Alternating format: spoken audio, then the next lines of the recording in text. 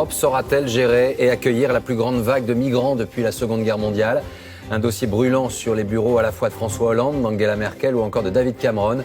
Plusieurs milliers de réfugiés ont à nouveau tenté de traverser l'Union ces dernières heures. Le mieux est de faire en sorte que ces clandestins et ces demandeurs d'asile qui n'ont pas droit à l'asile, et ils sont nombreux, ne viennent pas en France.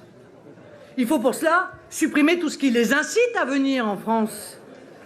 L'aide médicale d'État, bien sûr, fait partie des premiers textes à abroger, comme nous reverrons de fond en comble la procédure de l'asile. Le dîner d'hier soir, fermé à la presse, a été relativement houleux selon les participants. 2000 militants rassemblés. Et au moment où Manuel Valls et Jean-Christophe Cambadélis commencent à faire le tour des tables, un jeune militant se lève et crie: les 35 heures, on s'est battu pour les avoir, on se battra pour les garder. S'ensuit une bronca d'une cinquantaine de militants au cri de Macron démission, Taubira Premier ministre. Taubira Premier ministre, c'est ce qu'on a entendu hier soir, paraît-il. Moi j'entends des tas de choses tous les jours, toutes les nuits, vous savez.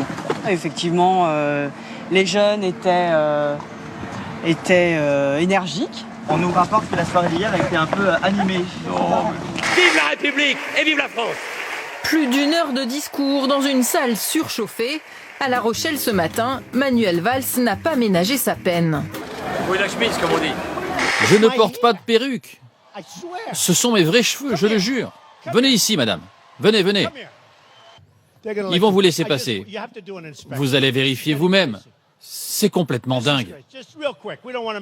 Attention de ne pas trop me décoiffer, je mets de la laque. Venez. Alors, est-ce que ce sont mes cheveux? Dites-le au micro. Oui, je suis sûre que ce sont vos cheveux.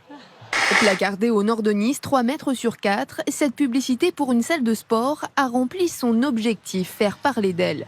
Mais ce n'est pas pour le prix de l'abonnement que l'on s'arrête, c'est plutôt le slogan qui interpelle.